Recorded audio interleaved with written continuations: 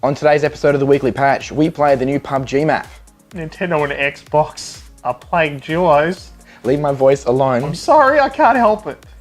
And we unwrap a mysterious package. Your voice.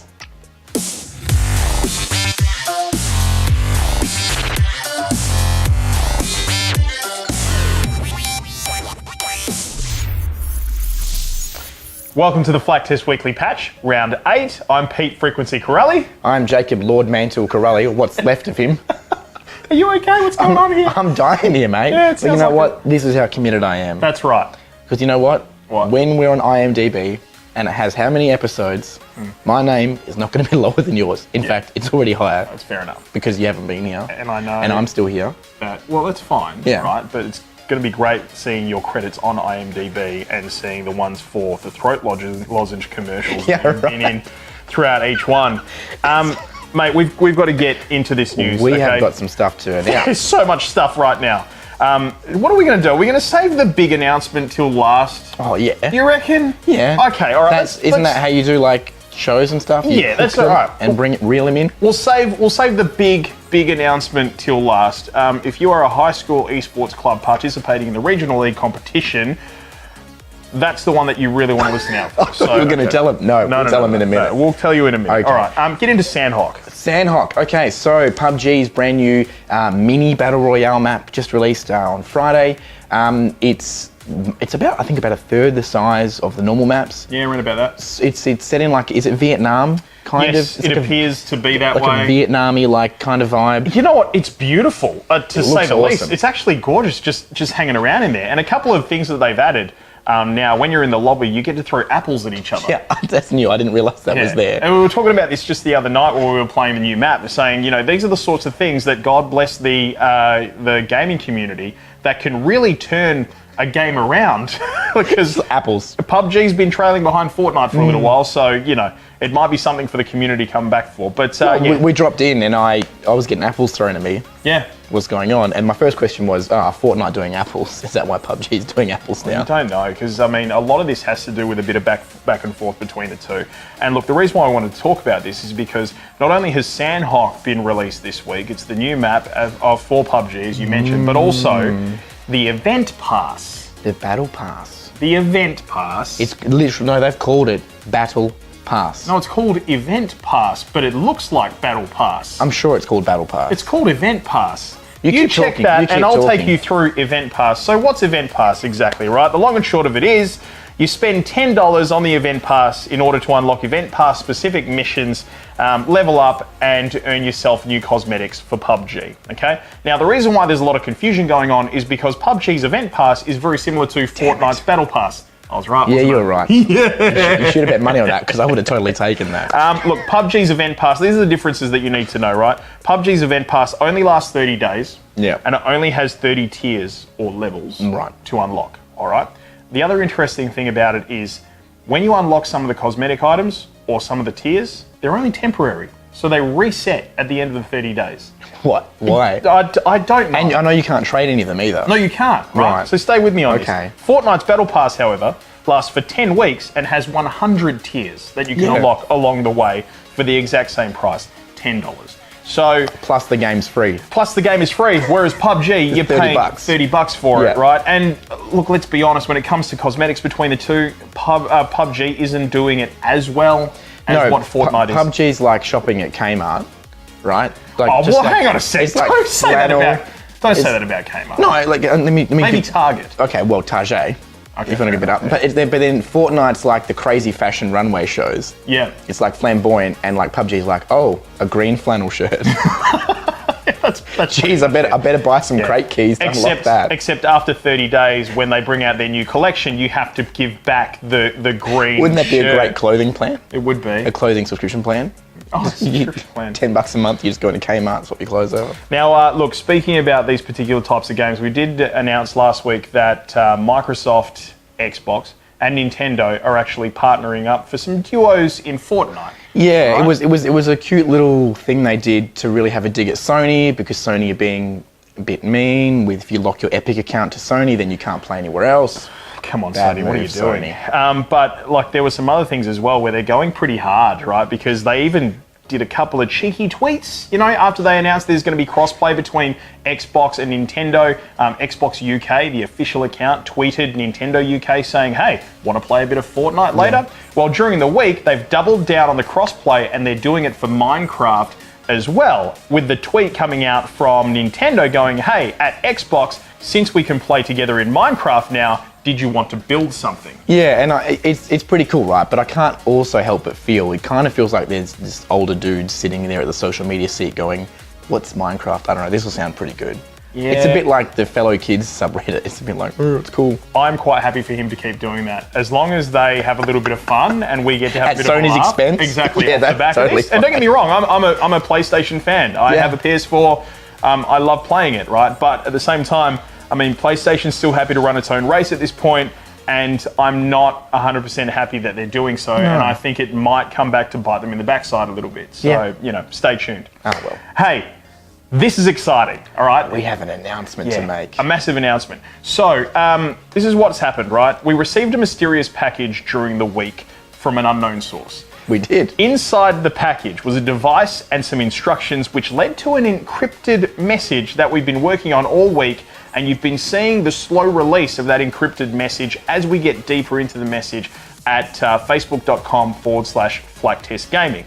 Well, we finally made a breakthrough. We cracked it. We cracked the code. Here is the message, fully decrypted, and we have an announcement to make.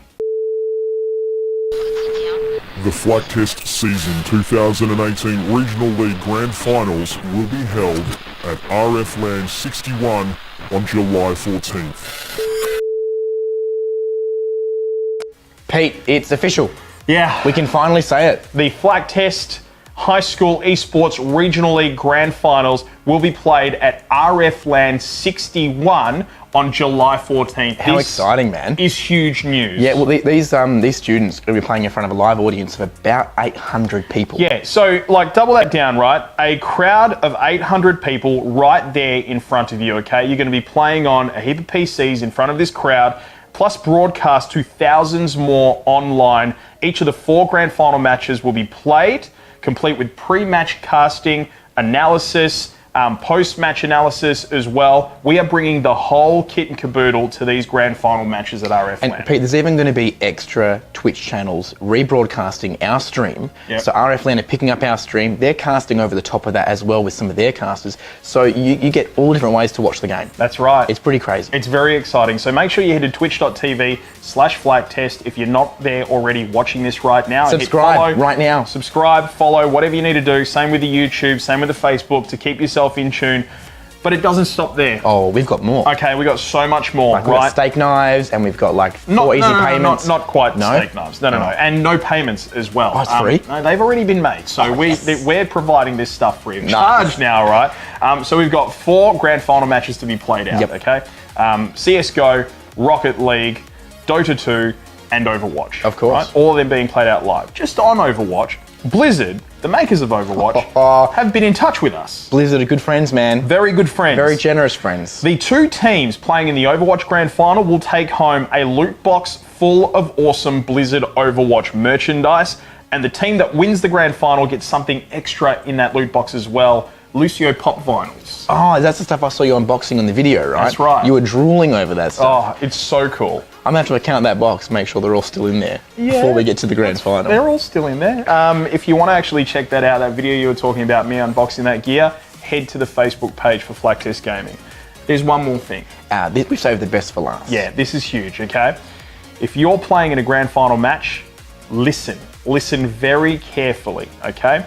Thanks to our sponsors, AOC Monitors, the MVP from each grand final match at RF Land will take home a brand new AOC G2460 VQ6 monitor. You remembered all that. Yes. That's awesome. But it is written down. Yeah. It's a really awesome gaming monitor. Yep. That our mates at AOC, they've sent us over a box of them and they said, we want to give these to some awesome gamers. And we said, we know just the people. So, 1 each for the different 4 grand final match games, okay? The MVP is going to take those home. That's not all. But wait, there's still more. 1 lucky person in the crowd at RF Land will win one of these monitors. Plus, we have 50 AOC loot bags to throw into the crowd on the day as well. Awesome. That's not all. Wait, tell us how you can win. One lucky person watching the grand finals that day at twitch.tv/Flaktest will also win one of these AOC Yeah, it could be you. It won't be you. It won't be me. Probably Could not be you. him. Probably Won't be you. Oh, Won't be these guys around us No. right now. Could be you. Could be you, okay? We have 6 in total on the day to give away. As I mentioned, 4, 1 each for the MVPs from the 4 grand final regional league matches, 1 for the crowd there, and 1 for you watching online. Awesome. Great. Okay, you guys digest that. We're going to step away now because we had a chance to go to Optimus Gaming VR place here in Perth. Oh man, so awesome. Yeah, it was so much fun. That's coming up next, and following that, we're going to be bringing you Overwatch for the feature match of the week, and you can find out who, if you didn't catch it yesterday, actually had the chance to take out Shenton 2's undefeated streak so far. Big games coming up.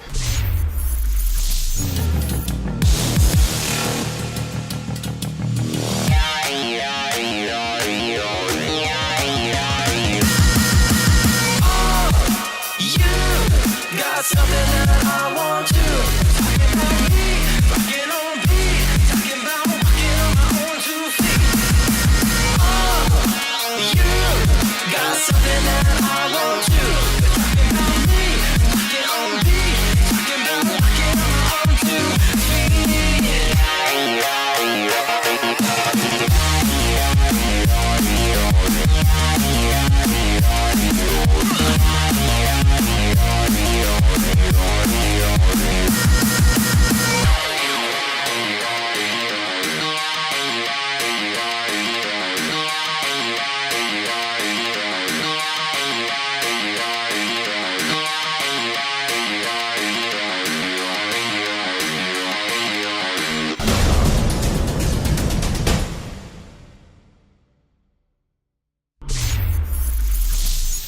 Hey guys, it's Pete and Jacob here from the Flaktest Gaming team. We're in Balcatta at Optimus Gaming VR Arcade.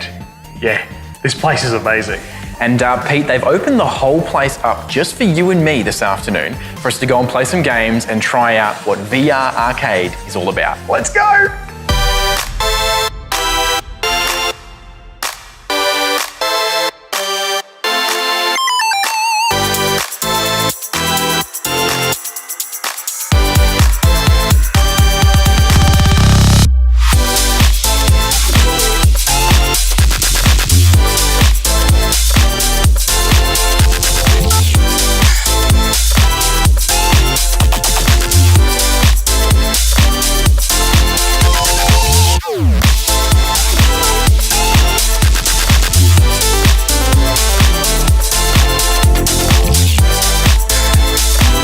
That was incredible. That was absolutely amazing because after a while your brain starts to tell you that you actually are there. Yeah, and the crazy feeling is like we're flying throughout that, right? And even though you're looking down and you're seeing just an expanse, like a wide gap between you and the ground, I'm not getting that vertigo feeling or anything like that. Like I'm actually feeling like I'm flying. Yeah, like it's your brain starts to go, oh, we can fly. yeah, it's But then you start turning around as well and your body goes, whoa, we're still on the ground. yeah. Pete, we've played the games, we've had a great time, but it's now time to talk shop. Yeah. The guys do lots of different stuff here. They do birthday parties, corporate events, probably baby showers. Now, I see where you're going with Which this. I believe you've got a baby coming up soon. Yeah, I know, lucky me.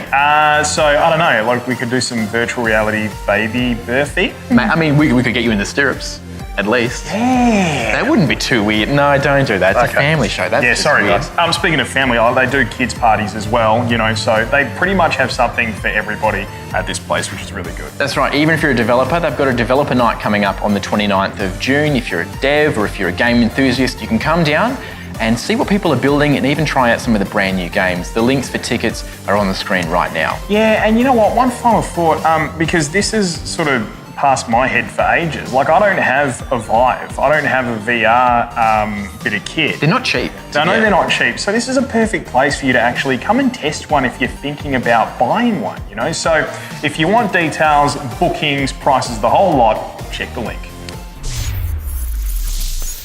Shenton Team 2 remains the only team to go undefeated this far into the Flaktest High School Esports Regional League season for 2018. And today, two teams, Indonesia's SMA1 PSKD and Perth's Ballajura Community College, stand in the way of making it 8 rounds straight. Let's go.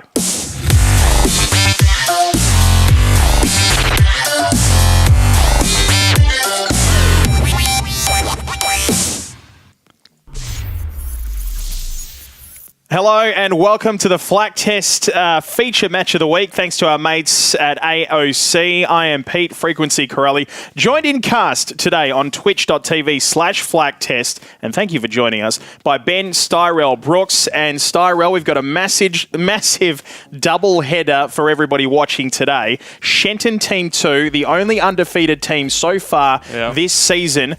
Why? How? How have they done it? Well, to start off, they've been playing together since February, so about 3 months together so far. But there are a few things that stand out to me. So, comparatively to the other teams that we've casted so far in this Overwatch season, their ranks are higher than the other teams we've seen. They're averaging around high platinum, but their team captain has made it to Grandmaster. So wow, that is incredible. Yeah, and he's on main tank, so that experience should really show in like his shot calling and his ability to guide his team. Mm-hmm. Speaking of guiding teams, their teacher apparently actually understands a fair amount about the game, and he goes and watches their matches and reviews and analyzes like the mistakes they make and the mistakes enemy teams makes to build off of that. So when you say their teacher representative for the High School Esports Club, okay, very heavily involved over there at Shenton. So they do VOD reviews, and one last thing I want to mention. They consult with professional player Tung. He plays for Blank Esports, the best team in Australia, and is also in the top 2 AIM supports trialling for the World Cup Australia team. That is unreal. And for those of you who have been across the Flaktest regional leagues for the past couple of years, you might actually remember Tung as somebody who participated in the Flaktest High School Esports League last year as we trialed Overwatch as well, which is very exciting. Now, before we get into the match, I just want to quickly mention something. We've got a massive announcement coming your way about how we're going to roll out the Regional League Grand Finals, okay, a little bit later on. You're going to hear that once we're finished with the double header today, so do not go anywhere. It involves announcements about how those Grand Finals are going to be played, where they're going to be played, who they're going to be played in front of, broadcast, and also some incredible prizes that we've got to give away thanks to our mates at AOC as well. So make sure you stick around for that. Let's get stuck into this. As I mentioned, a double header as we move across to Game Cam right now. After this one, it's going to be Shenton taking on Ballajura Community College, but we're going to kick things off with Shenton and Indonesia's SMA1 PSKD. It's a best of 3 maps in the Overwatch Regional League for Flaktest High School Esports Clubs, and we're kicking things off with hybrid map Numbani. Yeah, there's only one thing I like better than casting a match of Overwatch, and that's casting 2 back-to-back matches of Overwatch. Oh, man, I'm ready. I couldn't agree more. To the left of your screen, in blue, you're going to see Shenton, Overwatch Team 2, and in red, it's PSKD from Indonesia as we go through the different picks. Tell us what you're looking at. So looking at Shenton's for the defensive side, you can tell they've been consulting with Tung. It's a very educated, very meta composition for first point Numbani defense. Looking over at the attacking side, PSKD, obviously they're just memeing around right now. You know, they have 56 seconds to spare. They can pick Symmetra, you know, bait it out for the lols or whatever. So we'll have to just wait and see what they're actually going to pick. Mm-hmm. Good lols. So many good lols right now. Out of those, okay, we've got 40 seconds, right? Yeah. Out of those, who do you reckon they're going to stick with, and who do you reckon they're going to change up? I think they. Okay, well, there's one already. They're going to stick with the D.Va. There's their first tank. They're probably going to stick with the Moira over Anna, I'm going to say. Anna isn't really used very much on the offense. Numbani first. Mm-hmm. You can see a nice little conga line, you know, building that team spirit, that team synergy. You can really see the teamwork coming out from Shenton right now. Yeah, a right very now. well-organized conga line with the melees to follow. Hanzo leading the charge. Great to see Mert picking up the Pharah. I like a Pharah on this map. It's really nice the way that this map actually sorts itself out. You've got some really great areas that you can duck behind for cover for a Pharah, so Yep, most good to definitely. see that pick. We can finally see the finished composition. Looks like it's going to be a triple DPS composition for the side of PSKD. And we started off here with Farah just getting some cheeky spam. Gets 13% on the ult, so, you know, take it for free. Take your wins where you get them. Winston looking for the peek, looking for the dive in, sees the Zen, but he's taken heavy poke. That's going to force out the bubble. This is not a good start for PSKD. Winston's jumping in with 100 HP. He gets taken out by the Hanzo. Zenyatta dropping low, gets taken out by the Widow. And this looks like a pretty convincing first fight win for the side of Shenton. Unfortunately, Winston just took too much poke in that initial engage. Couldn't get the jump off the way he wanted it. Had to waste his bubble, then jumped in on 100 HP. Yeah. That's the start of a losing fight right Not there. 100% sure what was going on there with PSKD. They did look like they had a bit of a split going on. Yeah, they have the Lucio, so if you want to go for a play like that, you need to be speed boosting to minimize the poke that you're going to take. Thanks for the Speed boosting into the dive. They also don't have an off tank here, so their Winston's really relying on that fast take, that fast push in. As Farah by herself right now doesn't have the Mercy pocket, so if a couple of directs are hit just like that, Merp's going to be getting a free pick at the start, but needs to watch out. That Widowmaker is hitting her shots right now. Lucio trying to back up as it looks like this fight is lost. Hanzo gets the cheeky pick. Rez comes out on the Farah. So despite that amazing direct from Merp, she does get resurrected regardless, but it doesn't matter because too many players were picked yet again. First ult rotation coming up very nicely for Shenton Team 2 who are defending right now. The Farah ult, the Hanzo ult, and the Mercy ult all in the bag. Yep, could potentially just be using the barrage if she finds a good opportunity to use it, but Mercy ult is perfectly fine to expend here. There's not really anything coming up for the side of PSKD besides the Lucio ult and Valkyrie right now. Potentially a Junkrat ult coming through, but finally they have picked up themselves a D.Va, so they will be taking this high ground control. With the D.Va dropping low, gets demeched. Winston's on the low ground. Hanzo going to be picking him up by the looks of it. No, he jumps up, gets out of there, but a beautiful shot onto the mini D.Va, and that's 2 players down, I believe, for PSKD, so they're resetting yet again, just trying not to stagger their respawns, and it's another reset. Saw the first opportunity there for PSKD to try something. They did try a bit of a dive there. Didn't quite work out for them.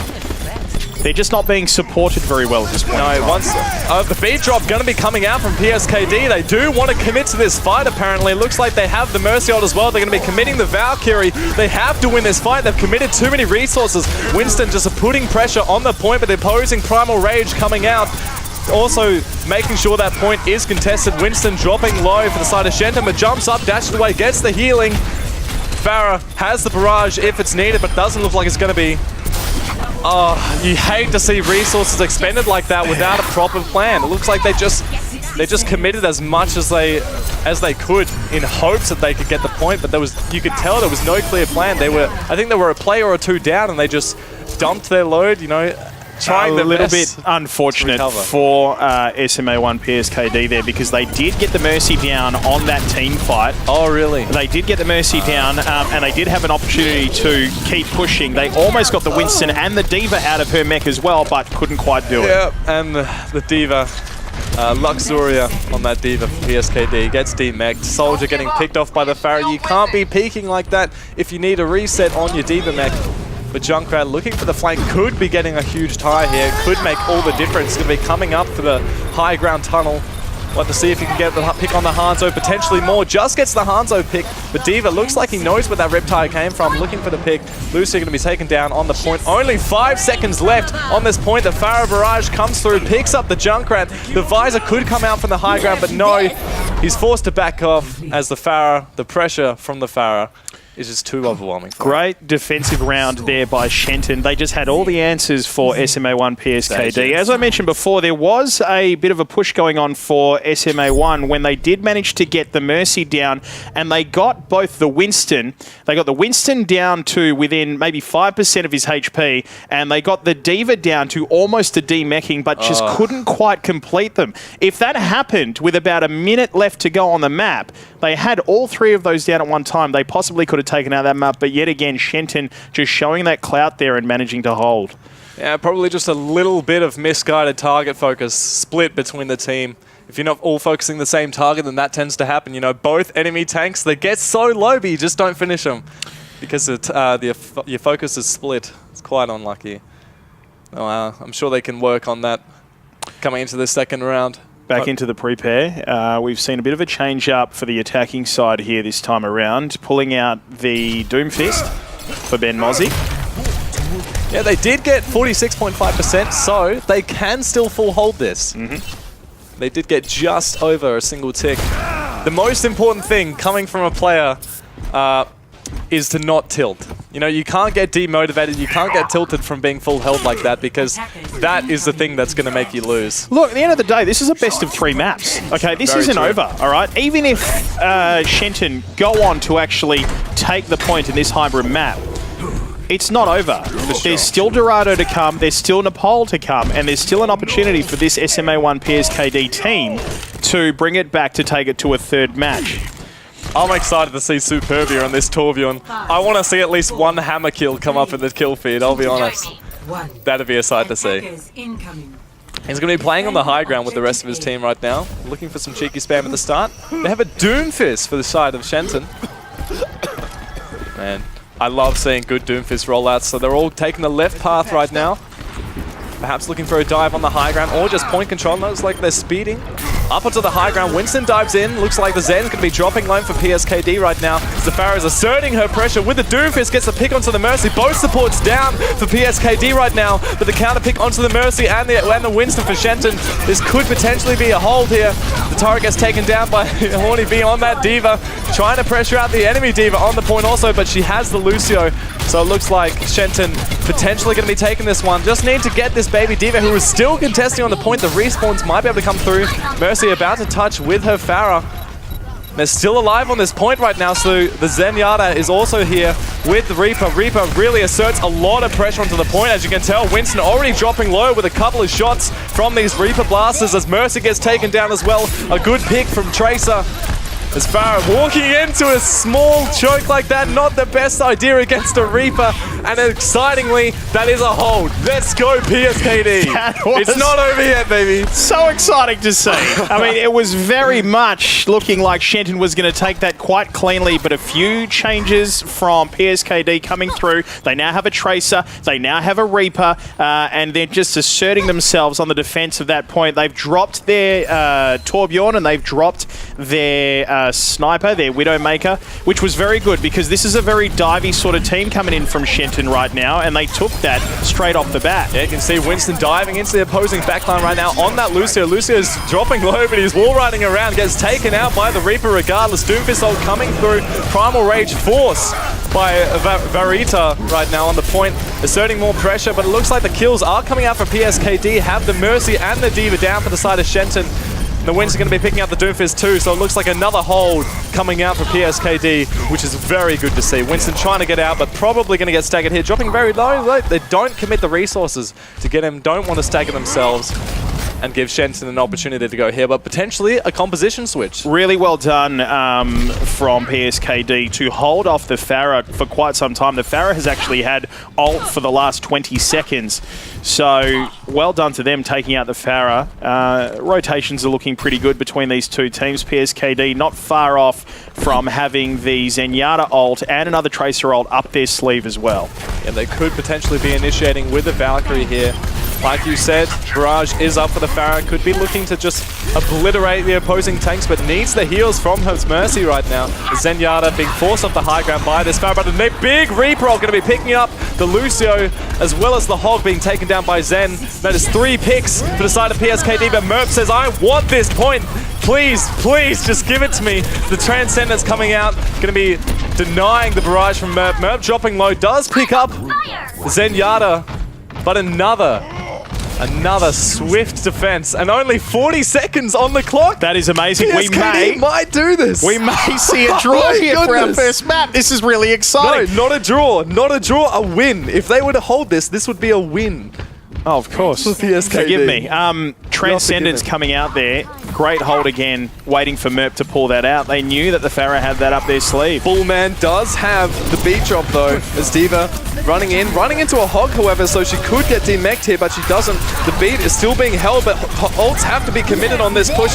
The Mercy pick from Knig on that Reinhardt along with the Zenyatta. Looks like PSKD have no support right now. This is devastating. The beat drop comes out from Shenton College as Winston trying his hardest to stall at this point. Reaper dealing damage onto the opposing tanks in the backline.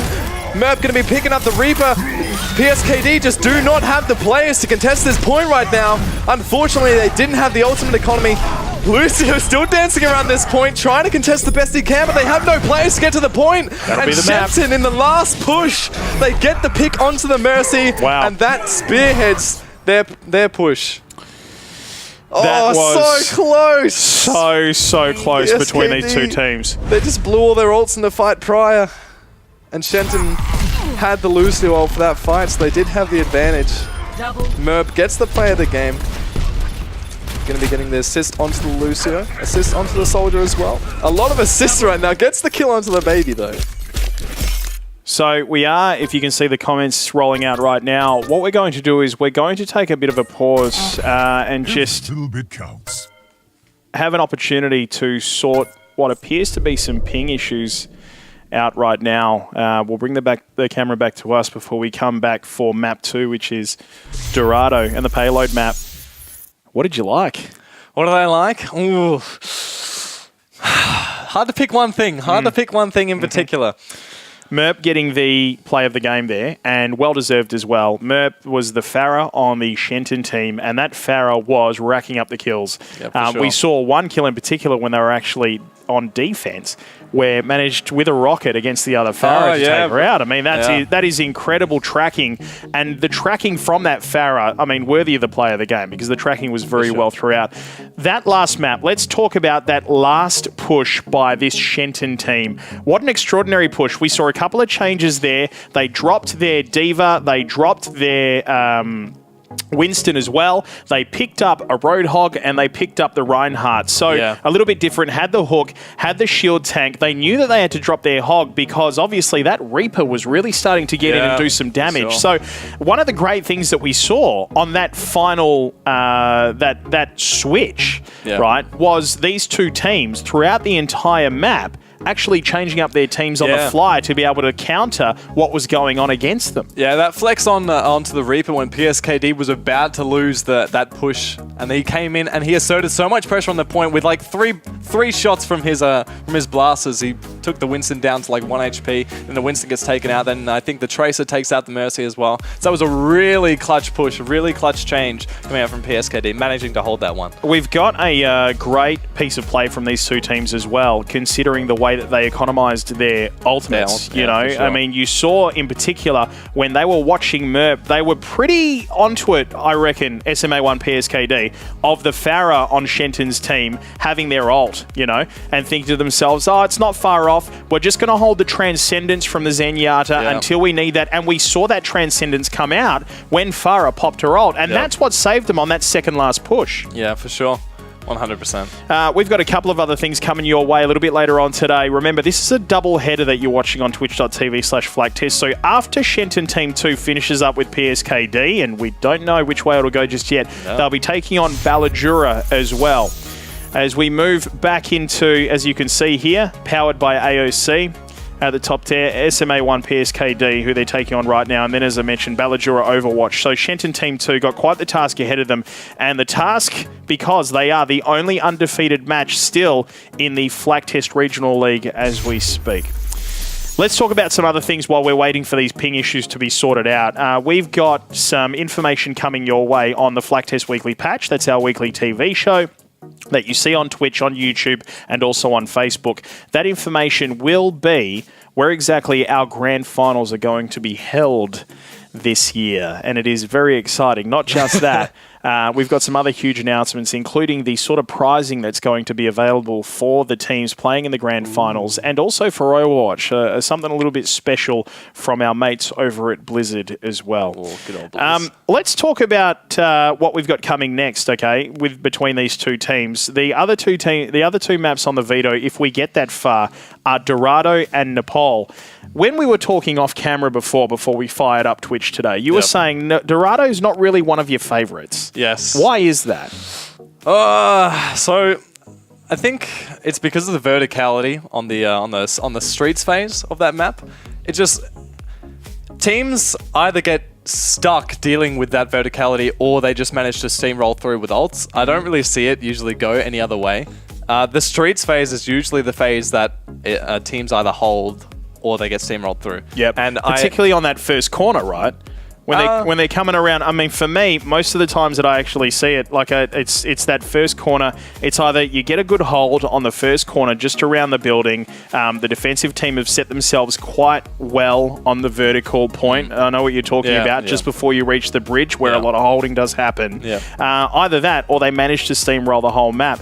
I personally love Dorado, right, for that particular reason, because of the verticality, because you can't just play straight through. I love the fact that as an attacking team, you've got to account for the sake of the buildings, the twists, the turns, being able to peek, being able to poke from the defensive team, and also accounting for just where they're going to be when you're actually going through the map. Yeah, perhaps it's just as a Diva player and having to scrim that map, I don't particularly like having to use my movement to get up onto the high ground, then just get forced down and almost demeched every single time. Nepal. Could just be me. Nepal. Love me some Nepal. Yeah, point capture. What do you love about Nepal? I love Nepal because I feel like there's such a difference in play between each of the particular maps. So I think it's Sanctum. Sanctum, very close quarters. You can play a variety of different comps and you can make them work no matter what. You can just brute force a point with like a Rissa Hog. You can even run dive if you speed boost around the right or left side.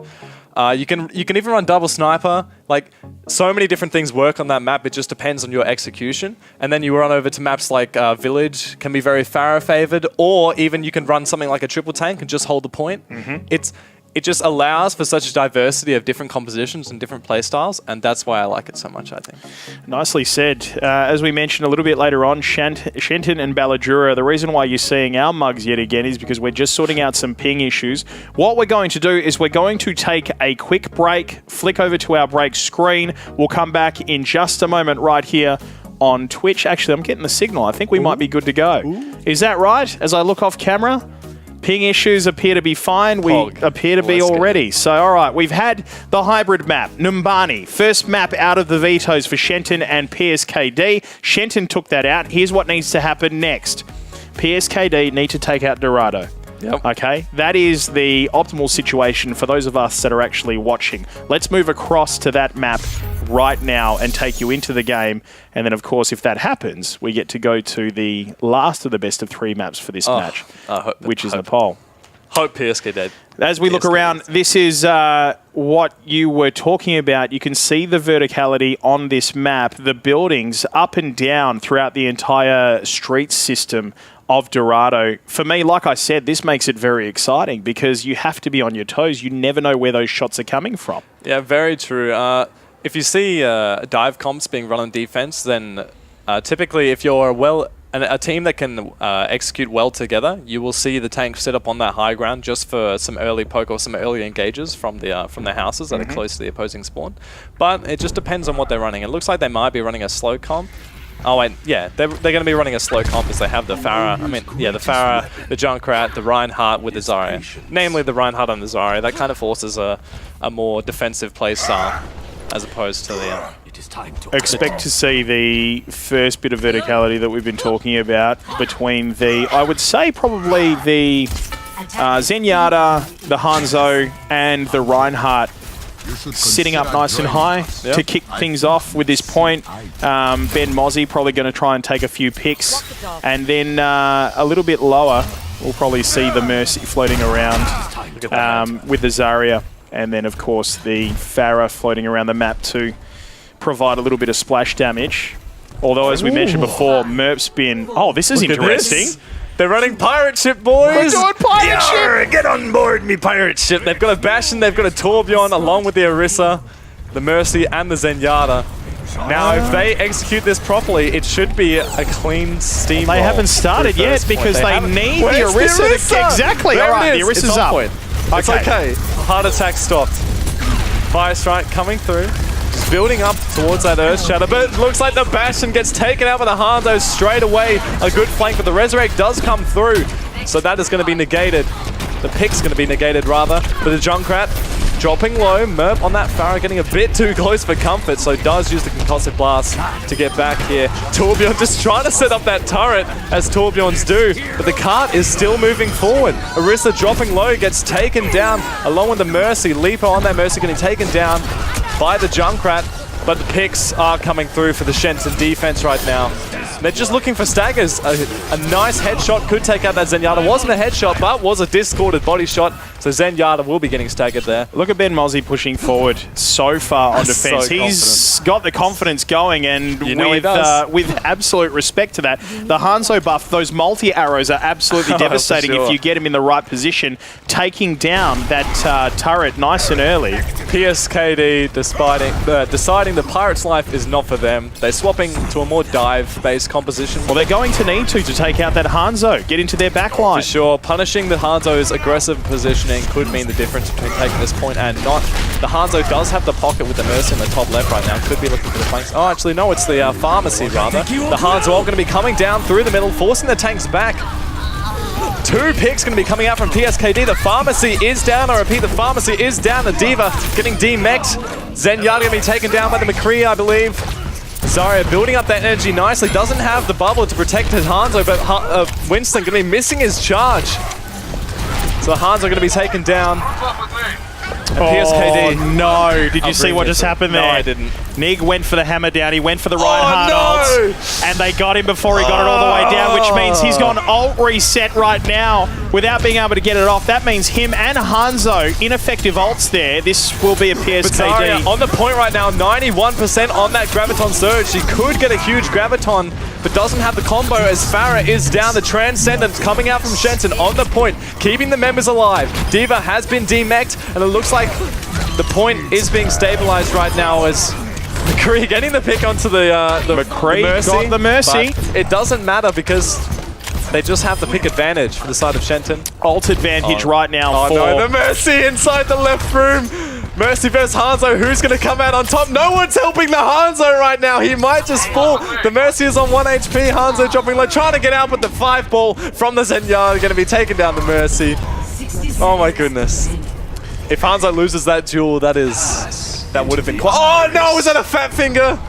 I think that's a fat finger. That is not when you want to be dropping your Transcendence. No. He's not going to be happy about that. Mind you, the Junkrat on 95% for his ult. They have 44 seconds to get back on the payload. Ult advantage to Shenton right now. They have the Hanzo Graviton Surge combo right now.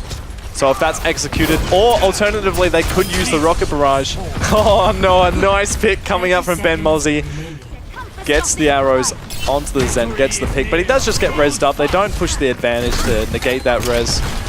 Junkrat potentially looking for an angle on this time. Winston ult up in a couple of seconds.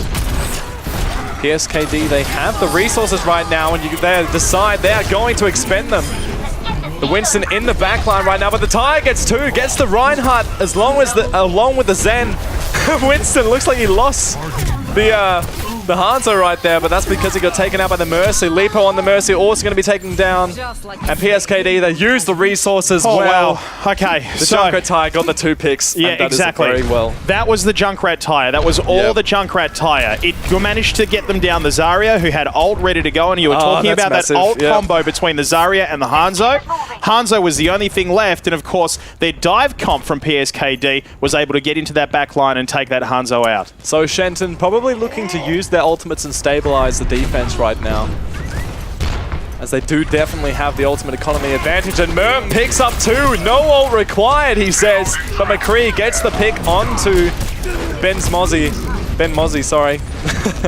But McCree trying to duel the Pharah, but you can't really duel the Pharah very well if she does have the pocket with the Mercy and the Orb. So that's Merp just taking his team, shoving them on his back. and gets more picks to follow. But he drops low, doesn't have his Mercy with him. Perhaps some miscommunication there. Zarya trying to back up, trying to keep his Reinhardt and Zenyatta alive. But the card just keeps moving forward. They still have the Graviton Surge along with the Hans Ward. They're going to be needing to expend that here. But the Winston does get taken down by Ben Mozzie on that Hanzo, getting heaps of picks this game. And here comes the combo. You can't survive that one. Why did they drop the Diva Bomb? It is made redundant. It was the wrong time for the combo, though. I've got to say it was the wrong time for the combo. You know, they just dropped 2 ults that they could have saved for something a little bit more important with 60 seconds left to go, and all they got was 1 pick out of it. That was it. Potentially, sometimes expending your ults to get a nice stabilizing fight for your team. That can be good sometimes. That is true. A huge headshot coming out from Hanzo, completely negating the high noon that could have got 2 if that shot had a miss. Looks like a nice 5-ball coming out from the Bullman onto the Mercy. And Shenton. Oh, wow. Just from some beautiful individual play, going to be holding this one, and they have built up Ben Mozzie's Dragon Strike yet again. They also have both support ults along with the Farah Barrage. Okay, but we have equal amount of ults on PSKD as well. True. They've got the Winston ult that they can pull out to be able to get onto that nice and easy. A quick jump. You hear that? Riptire coming in. He's going across the high ground right now, looking for the pick onto the Valking Mercy. Valking Mercy down, boys, like swatting a fly. Transcendence forced by the Reinhardt. Barrage comes through. The opposing Trance also coming through. Winston being kept alive, but Zen being smacked around on the point. Horny V on that Zarya going to be getting the pick. Shenton, 3 picks up right now. Diva trying to contest the point. We are in overtime right now. Diva gets D-Mex, walks into the Dragon. Ben Mozzie getting another pick here. And looks like Shenton, like I said, you either steamroll through it or you get held. Wow. What did we just see? I'm tired. You're tired?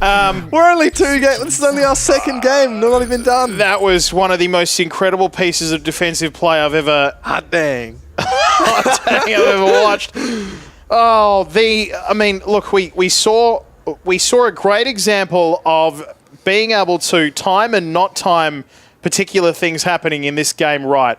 You know, on this early stage of the point, we saw the Reinhardt go to drop his ult as Shenton were defending, and they managed to take him down as he was bringing the hammer down, which means he had ult reset. And then in the second stage of this map, we saw the McCree stumble out, pull out his ult, and then an incredible Hanzo shot to the head from Ben Mozzie negated that. It's hard.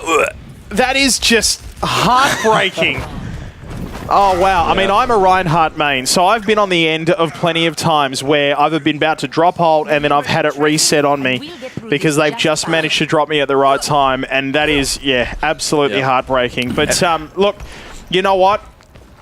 61.8 meters to go in that second place for the attacking team for PSKD when they were attacking is not a bad place to be. It's not. At this level of game, it's not a bad place to be. What they need to do now is get Shenton to overtime. Yeah, PSKD were full held last time and they brought it to the very last fight. They really took it to the wire. So they might be able to do it again here. So I reckon we're going to see another pirate ship on the attack this time around. Shenton have Merp, who's just been so dominating up in the air, but also the Orisa, the Reinhardt, so dual shields for Ben Mozzie to be able to get on that payload and do his thing. But Luxuria is on the Reaper and is in the backline. Nobody knows he's here right now. So he could be able to blow up the Bastion. He sees the Pharmacy. He goes after the Mercy. Mercy dropping really low. Will he be able to get the pick? Mercy fighting back though, pulls out the pistol, but Luxuria getting the pick on the Mercy, so they're surely going to have to wait for the Mercy to respawn unless they get some more huge picks as Merp getting the D-Mech onto the opposing Diva, but Soldier going to be taking out the pirate ship king himself, Bastion, but the payload is still moving forward. No one's contesting. Reinhardt pins the Orisa, huge pin, going to be taken down. The Orisa there is Reinhardt just swinging away right now, trying to build up his ultimate as the payload is stopped. Good stop there from PSKD. That was a fairly good team fight between these two. The Reaper just having an opportunity to take out that Mercy. That was a nice way to start this match for PSKD on defense. Koenig right now on the Reinhardt. Does have his Earth Shatter. And Dorita is 94 to his. So we should be seeing some Reinhardt mind games right now. Who gets the Shatter first? It looks like it's going to be Shenton's Reinhardt as the Diva gets pinned. Reaper trying to take out the Bastion, but Ben Mozzie is just too powerful, this man. The Resurrect comes out onto the Reinhardt. He just decides to pin in here. He's like, why have you brought me back, brother? Why have you forsaken me? Zenyatta gonna have to get out here with the Mercy Pocket. Looks like this point is going to be steamrolling through, as you can't really contest. You can't stagger onto a point if Bastion is here. And Mercy dropping a half HP. Merp on the Pharah gets the pick with the help of the Orisa. Gula right now needs to get out. Can't get staggered right now. You need to shift away, son. Fly away. Fly away. His 50 HP is dropping low. They decide to take the low ground. Just try and scare the opposing. They do have the Earth Shatter for Damarita right now. It's very dangerous for PSKD right now. As you can see, we can see where Shenton need to get this point to, with 4 minutes still on the board for Shenton.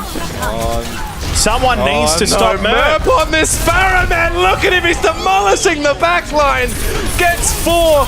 Looks like the soldier on the high ground trying to fix the mistakes of his team with a 6K, but that isn't going to happen. And they steamroll through the second phase. Shenton Team 2 wins 2-0. Let's see this play of the game. It's got to be Merp. It's got to be Merp. It's got to be Merp. There it is. Flying down from the heavens. Wow. Oh, yeah. Gets the right Diva. Has the Barrage. Gets the Reaper that uses his Eon to the high ground. A huge Barrage. Can he pick it up? 1, 2, 3. They all fall like dominoes. You hear the visor, but it was redundant. Quite unfortunate. 55% kill participation. He will get the card for this round. And 7, 8, 9. Can we get a 10? We got a 10. We got a legendary card for Merp. Well deserved from him. Very well deserved. There you go. 55% kill participation, which leads me to my next point. Who stops Merp? Like, that's, if you're Ballajura, you know, there's a good chance that you could be watching that stream right now, waiting for your game, which is about to come up, by the way. And you're thinking to yourself, who stops Merp? We're going to just take a quick break and we'll come back on twitch.tv/Flaktest to wrap that match and then take us into the next of the double headers for Shenton versus Ballajura.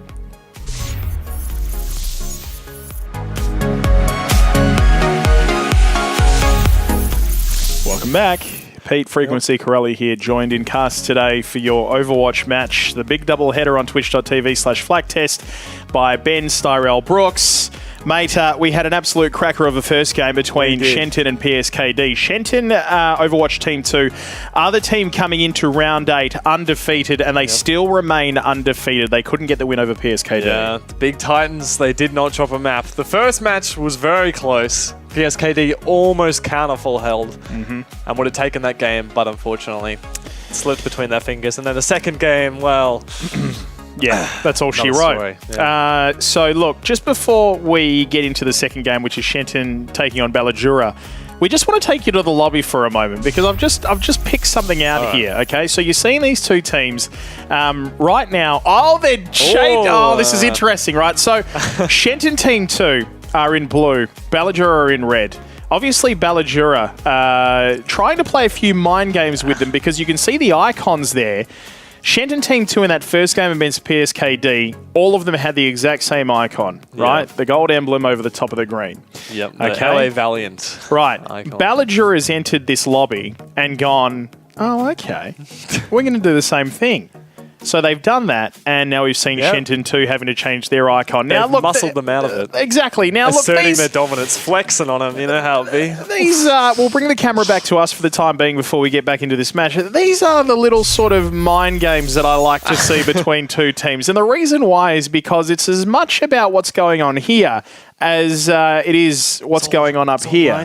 You know, so very good to see. I think we're going to be in for a interesting match. All right.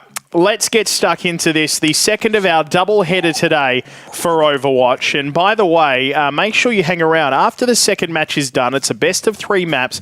We're going to come back with some important information that you need to know about prizing and also grand finals for the Overwatch and Flaktest High School Esports Regional Leagues in general.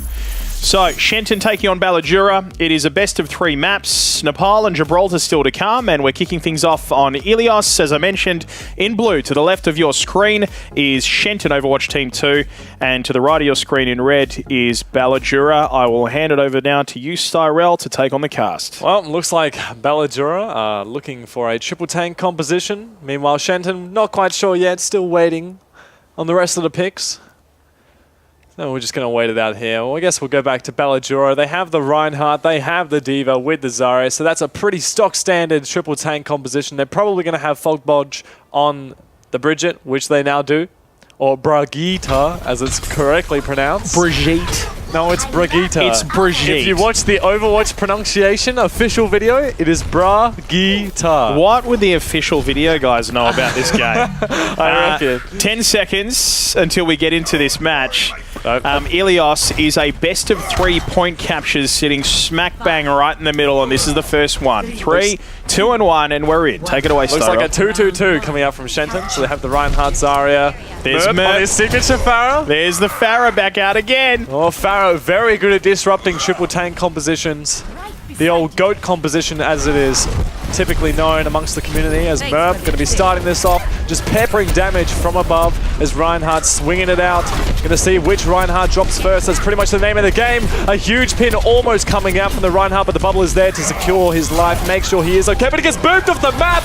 A huge boot from Haribo on that Lucio, and it looks like Team Ballajura are just going to be muscling on through. They could be looking for staggers if they push up. They have the speed boost, they have the Moira heals, but the Pharah is still going strong. Cypher on the Reinhardt, dropping low, but he has the bubble. Barrage coming out, it's huge, he gets 2, but Haribo taking out the Pharah. Now going to be looking on towards defending the point. It looks like an even fight so far, but it looks like Cypher on the Reinhardt getting a nice, oh, but a huge shatter coming out from the Reinhardt from Shenton College. And it looks like they might be retaking this point. Haribo, despite getting the boops, despite getting the frag onto the Pharah, Shenton take the point. So many things happening in those team fights, so much back and forth there. I thought that it was going to see Ballajura take that point first because they managed to get inside the point that they needed to capture. And on this particular map for Ilios, that's a really great place to be because you've got so much cover and it's so hard for Merp to be able to get in there and deal damage from the air. Is doing so much work right now. Looks like the beat is going to be dropped from Haribo. Will make sure King dies on that right. But he gets booped off the map by Merp. Zarya has the Graviton Surge, gets hooked in. Will she pop it? Looks like Visor coming out from Bullman right now on the side. And Moira says, no, thank you, soldier. This is the future, old man. Get out of here. Looks like the beat drop coming in along with the Earth Shatter Coalescence to follow up. The Shatter going to be taken out. Horny Bee on that Lucio. It looks like a nice retake coming out from Ballajura Overwatch. They will yet again muscle on through. We have a game on our hands. We 4 do. on fire right now for Oh my Ballajura. goodness. Just the one from King.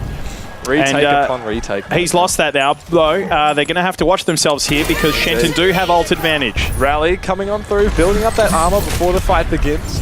But Shenton do have the old Wombo combo. They do have Graviton Surge along with the Barrage to follow up. And if she saves that bubble for the Pharah, this could surely spell disaster for Shenton right now as they're pushing forward, looking for the Graviton Surge. Graviton Surge coming through with a chance to follow the King. What are you doing? You're off the map, mate, but it doesn't matter. Merp says, this is my town, lays down the barrage, and there it goes. There's our first team kill for the doubleheader today as well. It started off with King going in for that one-on-one. I thought it was just going to be a one-for-one trade, but obviously the Wombo combo coming out between the Zarya and the Pharah, clearing the point, ready for Shenton to get in there and take it. Some cheeky banter coming out in chat right now, so you guys like Sonic. Lipo, what are you doing? Personally, not a huge fan of Sonic, but I anyway, like as Sonic. I say that, Ballajura pushing in to the left side, but a Shatter coming on through. King almost charging off the map again, but Reinhardt stops and the boot comes through from Haribo. There are 3 picks up right now. Half of the team of Shenton are down, but Mercy is also going to follow. Haribo trying to get another boop, but the point Back and retaken forth, again. back and forth, back and forth. This is what we Oh love to my see goodness. on a point capture map. Nicely done between these two. 74% plays 72%, though Ballajura slowly climbing there now. They have a Graviton Surge coming out from Sneaky Are you Squid okay? right now. I Ult way. advantage clearly on for Ballajura in the next 30 seconds. They don't, and looks like Shenton don't have the defensive ult to be able to defend through this, so they're just going to be cleaving through. And it looks like this. Oh, but Merv gets a 2K with the barrage, but he does get taken down by Cypher. Lucio trying to touch the point. It is 97%, but he gets taken off the map somehow. I guess it doesn't matter regardless. He's going to die. And oh my goodness, a round has been taken off. I repeat, the Titans have lost a round. That is the first time throughout this entire series. We're into round 8 now, and I gotta also stress, last week was a doubleheader for these teams as well. So, I mean, really, once you take the doubleheaders into account, that is 10 matches so far that Shenton has gone through without missing a beat, and now they've just lost their first point. Ballajura on song here. Perhaps that kryptonite is that triple tank composition. You know, Merp can't get the easy picks onto the supports if the supports are running into your team. For me, I would have switched Merp over to something else. Maybe, I mean, got great tracking, so maybe a McCree, or maybe somebody who could sort of sit back and hammer some attack into those nice big squishy tanks that Ballajura have. It was just the wrong map, but this is a good map now for Merp. Yep. Let's see some kills from Merp now. Shenton's going to have a lot more pressure on the shields due to their DPS lineup. So they're certainly going to be winning the shield war, which could spell disaster if, judging by the playstyle of Ballajura right now, they're just playing around their shield and they're not pushing forward, so Horny B gets a nice pick onto Fogbodge. Hog trying to get a pick from the left side. Horny B says, no thank you, I'm getting the heck out of there. She's looking for the boop right now. Will he be able to pick it up? The barrage has already been built by Mert! The damage is insane, the damage is done. 3 picks for the man as Hog getting staggered. This is what I was saying before. This is a great map for Merp. Obviously, you have to play out in the open because the actual part that you have to capture on this point is out in the open. It's not undercover like the last map that we saw for Ilios. The composition is being changed up slightly here for Ballajura. They have swapped their Roadhog onto Gumby's Pharah. We'll have to see who's the better Pharah here, who can assert more pressure. They need the shields that they've got right now, and they need someone to take care of Merp. They can't let Merp get into this game. I think it's just a compositional flaw right now for... Oh, but Gumby takes down Merp on the Pharah! Could Merp's Pharah be contested here? Oh, Fogbodge, good night, King. You will be sent to the depths of the well. Be gone. As Ballajura is just pressing the advantage right now, pushing on forward as King is falling. Gumby really asserting his dominance as the king of Pharahs right now. And Haribo getting yet another boop. They had to be careful there because they were literally just a real small moment off getting that map, and they decided to jump off. Lucio was the only one on that map there. These are those little things where they managed to get it back because they obviously had the advantage on the picks there, but those are those little things where you just have to be careful. For sure. They have the Mercy ult. Along with Merp's barrage, we've seen him do absolute work with this barrage before. I hear a hog ult, not quite sure where that one's coming out, but a huge frag from Merp onto Gumby. We said that he might have been getting out Pharah, but I believe that has been put to bed right now. Unfortunately, the barrage only gets one, and he trades his own life for it, as Fogbodge also picks up the Mercy. Shenton could be losing this one as they are losing the shield wall. They just don't have the damage output as the Bongo has come out from the side of Shenton. But Ballajura hanging in there just by the neck of the skin of their teeth right now. It's 48% and ticking up. They still have control. Gumby has the ultimate, looking for a flank. This could be huge. But Soldier, he knows. He's looking for Gumby, and Merp says no, thank you. This is my house, and it is just to belong to ours. And the point finally is swapped over. Merp, a cheeky 2K at the end, just staggers. Yep. Unfortunately for Ballajura, just not playing that map, that particular position of the map like they should have. The beauty about this particular map is once you take the point, you can actually use the central location as cover and just duck in every now and again, touch the map, jump back off behind cover so you can stop the other team from actually taking it. They weren't doing that in that point there, and it saw the end of it. Mercy dropping low. Tactical Advisor is popped to swat that pesky fly. Pharah almost to follow, but he does get behind the shield, but it doesn't matter because the team of Shenton has pushed forward. Bullman, run! Use that heal pad. Brig, not today. You cheeky shield maiden, you. This could be a Shenton take, which means we'll go to a third map. This could be, but it's not over yet. It is not over yet a sneaky squid.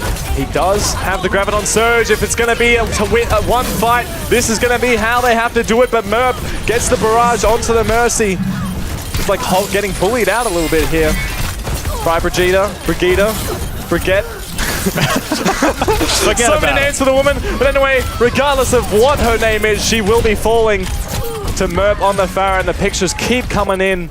The Hog ult will only be getting a 6k when pigs fly, and they most certainly do not here. So, second of the best of 3 within this best of 3. That's what point capture maps are all about. Secured by Shenton, which means we will go to a third Ilios map. Great round between these two. Great picks. And I got to say, Gumby flicking over to the Doomfist probably was the right way to go, but probably just came a little bit too late there. As I mentioned, that map, I expected Shenton to be able to take it because Merp was able to get involved, and that was the biggest difference. Merp getting 3 ults throughout that positional part of the map, and that's where you see him really fly. Now what we're looking at is Gumby for Ballajura picking up the Widowmaker. So Merp could have potentially met his match. That's right. He is asserting enough pressure. They're still they're sticking with 2 tanks for the side of Ballajura with triple support, along with that the Widow, as we just spoke about. That they don't really have a combo, any sort of combo for the grab, but pure damage should be enough. So Merp looking for the sidelines. Merp, that's right, has to watch his step.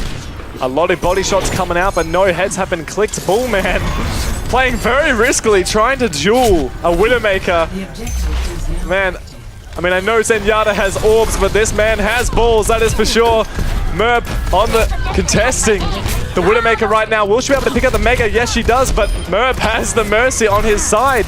As King on the Winston now trying to assert the pressure, as they do have the pick advantage. Brigitte trying to push him back, but they just don't have the members for the side of Ballajura, and they will be taken away. Great point. Great point take there by Shenton, and the difference was Merp figuring out that he had to get into that back line and dive the Widowmaker. Once they knocked the Widowmaker out, it allowed Turnbull Man to come out a little bit. Great shot there, coming out from the Widowmaker on the Hanzo, getting one back for them as well.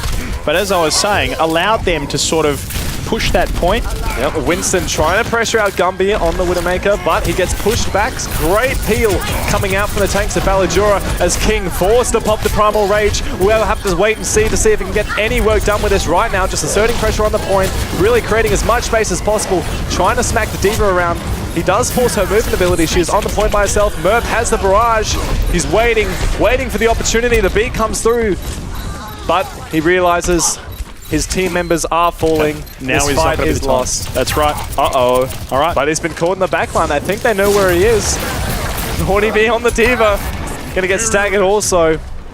Merp's still alive somehow. There we go. Finally gets taken out. Merp, what are you doing, son? You're just getting staggered. Again, Merp was in the back line taking out that Widowmaker. he was certainly trying that time. Unfortunately, it wasn't as fruitful. But Fogbodge getting his team ready for the next fight with the armor. Sitting at 350 HP. Ult advantage to Shenton on this push. Yep, they still have Merp's barrage. He luckily, thankfully, did hold it for this next push. Pushing out the left side. For a little flank, perhaps. Horny B throws the Diva Bomb in the air. That's going to clear the point for at least a second. Doesn't get a kill, but Ben Mozzie gets the kill onto the Winston. Merp needs to watch out. It's the Diva Bomb landing on the point right now. He still has the barrage. He's missing these shots onto the Lucio right now. And here he goes, trying to take out Gumby on that. Huge direct coming out from Merp. Gets the second. But Ballajura really they did taken well. this pothole in the point. The thing is, by the time Merp got up to Gumby and managed to take Gumby out, Shenton had already lost 3 of their team members to picks. So already we had Ballajura having advantage on holding that point. They lost a couple themselves, but towards the end of the fight, allowing them to get back nice and early for this next fight. I think the thing that's keeping them in this right now for Ballajura is the way they're utilizing the Brigitte. They're just muscling out the opponent's front line to truly establish as much dominance on the point as possible. As what can you do when you're all shield bashed and CC'd up? As Cypher decides to go in, dropping low, but he gets the pick onto the Mercy, and that should be enough to win this fight. And then Selby gets the Zenyatta as well. That is both supports down. Cypher doing absolutely work. He's jumping onto a Hog. This man I'm just going to heal up and walk away. You don't have to really deal with a Winston. He's kind of just tickling your ribs. Tawny B, it looks like he might be the only one left in this point. We're in overtime. You have to get on. He does. He manages to get it. Sneaky Squid almost has the bomb. Even if he does get DMA'd, Hog gets the ulti, but it is very short-lived. As Mercy doesn't quite get the touch, and there it is. The Titans have lost a map to Ballajura Overwatch. Lost a map, but not the match. Exactly. This is a best of 3. So, Ilios being taken. First game of this best of 3. Merp again. That is 3 straight player of the games in this doubleheader so far. And of course, it's going to be the Wombo combo with the barrage. He comes into the left window, gets a nice concussive shot to propel him forward. And that is as clean can be. You can tell Merp clearly uses Windex in his home residence. Nothing cleaner than that. So, 15 seconds until we're into the next game.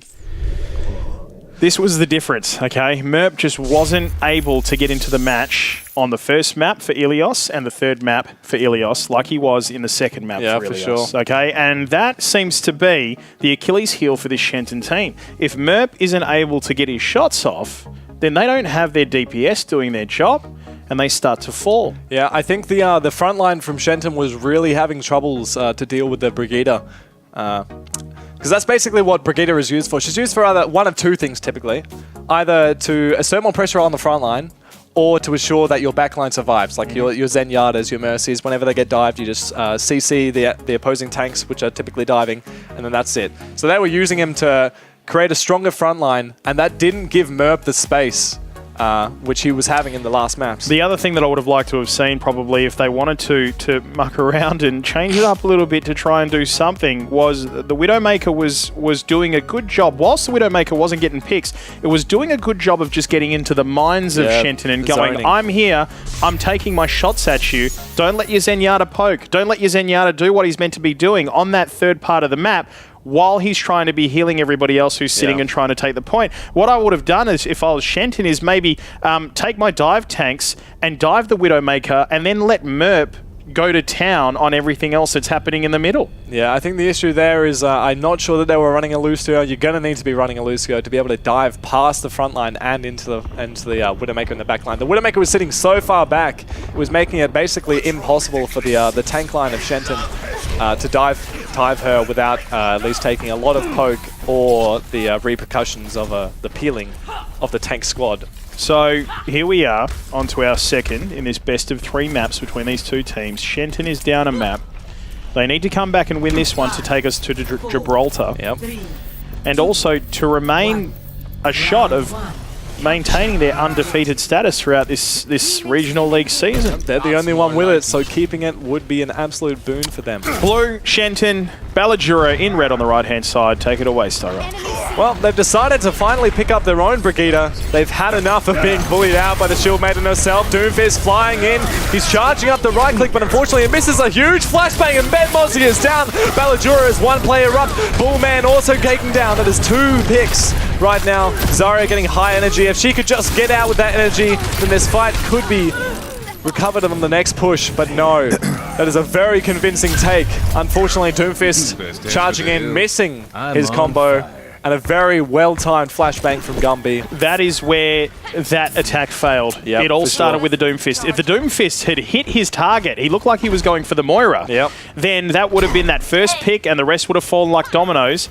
But yeah, obviously, losing their DPS on the Doomfist, and just well done to Gumby on the McCree to be able to pick that pick up. 100%. Shenton moving in right now. Doomfist, another misplaced right click. The Earthshatter coming through. He only picks up one, which is Sneaky Squid, but Merp has already built up a barrage. What else can you expect from the man? It looks like a fairly even fight though. Bullman trying to bully out the Reinhardt. Zarya has no energy, but you don't need energy to melee a Reinhardt in the face. And very well done there to take it back. Noticing this time around coming around the other way from Shenton. And doing quite well there to take that point. That was a nice, clean team kill and wipe. Yeah, another... Merp, he really does supply a lot of value on his Pharah, to be sure. He's building up his ultimate about every time, but an Earthshatter comes through, and Gumby looks like he's trying to kill the member who was on the left. I believe it's the Zarya. Zarya does fall, but it looks like an even fight. I actually have no idea what's happening right now. Gumby, he hits the shots onto the Pharah. He gets the flashbang, but he doesn't have the right click to follow. So he's going to be taken down. I'll tell you And what the happened point there. stays. IX Cypher, when he dropped the hammer and his ult as the Reinhardt, was too far forward ahead of the rest of the team. They weren't around him. They couldn't take advantage of the fact that they just knocked out half of the Shenton team. Yeah, I think Gumby managed to pick up one. At least they got one from the Shadow, but likely correct. Bullman charging the ultimate now, pressuring the front line as much as he can. Zarya has no bubbles left. But here it is, the combo. We saw it last round. We see it this round. Oh, wow! The king of Windex himself makes his return with another clean combo. Beautiful wombo combo there. Oh, and the air guitar, the rocket guitar. And I'll tell you what, Celebratory. Very well deserved. great ult economy here by the Shenton team. To get the wombo combo off, wipe Ballajura off the map, and yet still return and hold the map with 2 ults in their pocket. Yep. King definitely going to be looking for the Shadow right now. It's Doofus, he picks up the Mercy. This is the cue for the Earth Shadow, and it is big. He pins the Reinhardt to follow, and that is just another clean fight. That is huge. A very big pick. You know, the Doomfist, he was missing his combos prior, but he makes up for it now. He gets the pick onto the Mercy, and Haribo, he's like, we need to get to point now, fellas. He swaps to the Lucio. Cypher can't make it. So that looks like the first point going to be taken up by Shenton. Look at that. They're not out of it yet. Just about the whole team is on fire for Shenton, which they needed to come out swinging in this one to take that back, because Ballajura really caught them offside in that first map on Ilios. Shenton with a real dominating performance there. Now moving on to Sanctum. We'll have to wait and see if these compositions are going to be changed up. And here we are, Cypher on his Orisa. So expect to see the 2 Orisas played towards the back line. Trying to decide which team I think has the more shield pressure. I'm going to go ahead and say it's Ballajura. Should be winning the shield war here. Well, but potentially not, because they don't have the damage boost with their Pharah. And Merp has been playing very well all game, asserting the shield pressure where he needs it, destroying the backline where he needs it. Ben The man does Mozzie it all. looking to dive that back line as well. I'll be expecting to see a little bit of that. And there's no Orisa on the Shenton team anymore. They've switched over to Reinhardt. So it looks like they're going for a nice death ball composition. They have to be really careful not to get sucked off here. Oh, the boop coming out from Gumby. King is down, but as is the Zenyatta.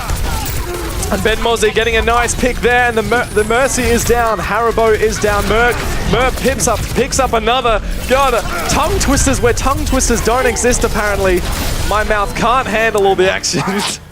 That was just so unfortunate by Sneaky Squid's Roadhog, because he had Ben Mozzie hooked, and he had Ben Mozzie. I think what he thought is that he actually got the big shotgun blast off on Ben Mozzie and knocked him out, but didn't realise he'd only knocked him down to about 15% of HP. He was able to get back in there and do damage. Well, Shenton have the point pressure right now. Doomfist looking for a pick, but he manages to get out with his life, and that's about all you need right now. He comes in yet again. He misses the combo. That's all right. So he gets back to safety as King dives on in, but the barrage coming in from Gumby. Murph doesn't allow it though as the Mercy comes in, tries to res it up, but going to be taken down swiftly, and Ballajura have to try and get out of here. And looks like they're going to be allowed to. No, Brick, you had the opportunity to walk back. You chose to hold the W key. Perhaps not the best decision. Unless she wishes to swap hero, which could be possible here. Shenton doing a great job of holding this map right now. Again, on the ult advantage, they seem to be economizing their ults a lot better in this second match on this Nepal point. Yep. Merp has built up his barrage, as expected. Has it just about every single fight. And Sneaky Squid, to the side of Ballajura, does have the hog ult they're going to need to muscle their way to point. Right now, they're just not asserting enough pressure, but a big hook onto the Diva, but she does have a shift available. Hog ult coming through. The barrage, Merp is looking for it, but he's dropping too low. A huge pick from Gumby, but King, he decides to stabilize it with a pick of his own onto the hog. Bullman trying to pick up the Mercy in the backline, but he just can't do it. His Cypher needs to get out of here right now, but he decides to stay. And it looks like he uses the bongo! Cypher, what are you doing, son? As Tony B takes out the Valking Mercy also. But the point, Zenyatta, a one-man army, he gets TVT mech, but unfortunately this is the way, wait, is it? They might be taking this back. Ballajura in overtime with a Zenyatta plays. Can he kill? He does. He gets the second. Looks like Ballajura. Merp is still here. He uses the barrage. Oh my god, he gets booped up and kills himself on accident. Lipo, he has the resurrect. He's looking for it, but he just can't find it. He doesn't want to get too close to the ground. We are still in overtime. I hear a high noon. He gets one, he gets two. But no, there's no one on the point. Oh no! It is 1-1. Shenton, take it. Oh, the Zenyatta so close to clutching that out, but he didn't make enough space. Ben Mozzie. Ben Mozzie, first play of the game we've seen that hasn't been Merp. Very true. And well done as well to Ben Mozzie, because for me, it was all the Doomfist that was doing the right thing for this team. He was certainly creating the space. Even every time he goes in, he doesn't quite hit the combo. He's just creating more space. He's distracting the enemy team away from Merp. So McCree not just firing away at the pesky mosquito. And there we go. 61% kill participation. And Turnbullman, from a defensive assist point of view, also in the kill participation, which you expect to see on points.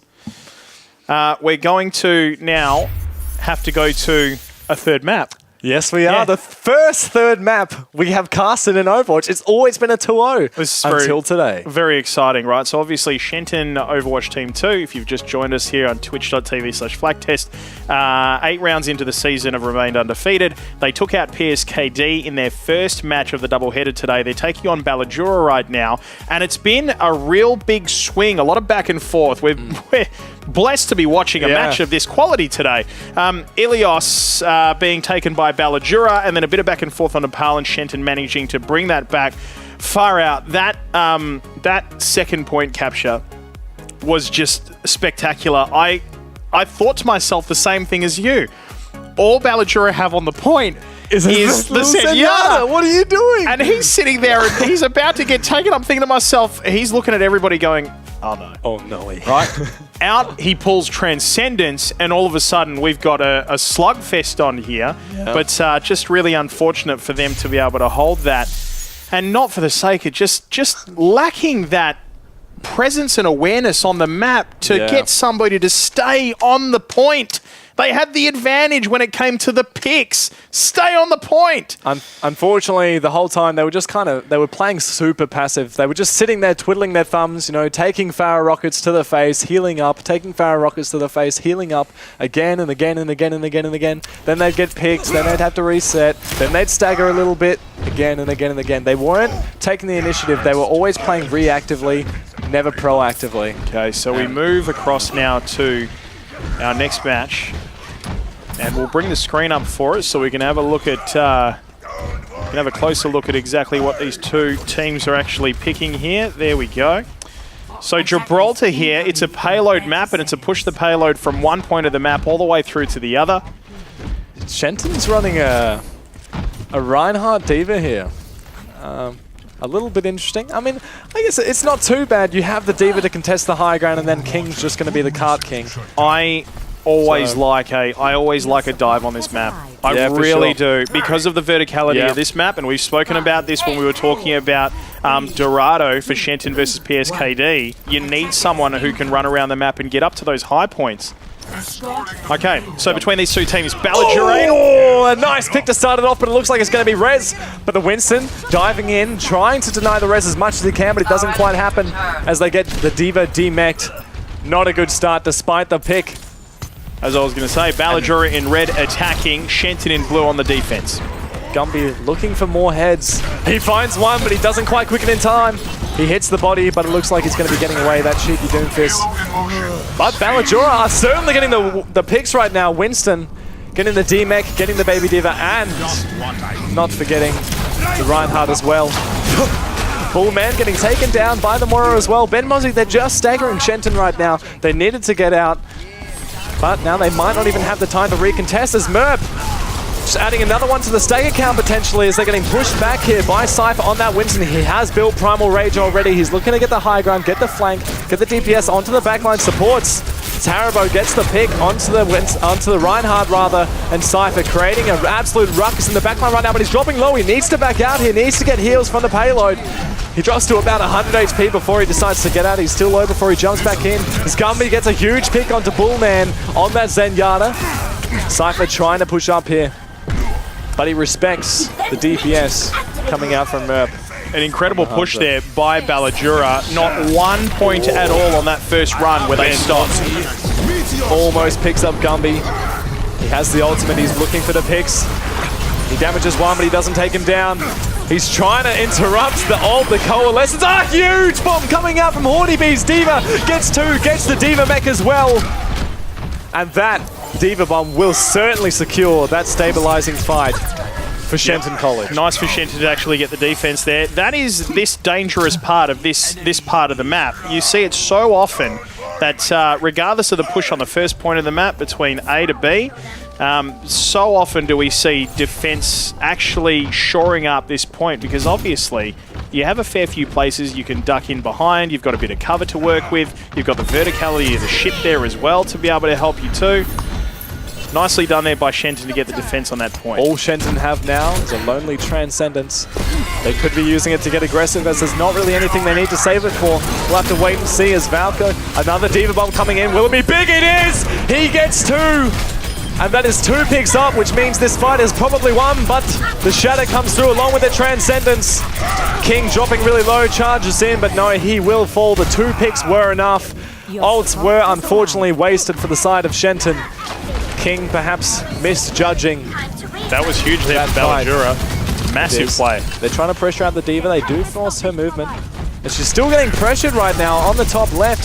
Cypher trying to de-mech her, but he just doesn't have the damage by himself. He pops the Primal Rage. They're trying to kill King, but he accidentally boots him up onto the high ground. Right now, just disrupting the backline, trying to kill the Hanzo and the Mercy.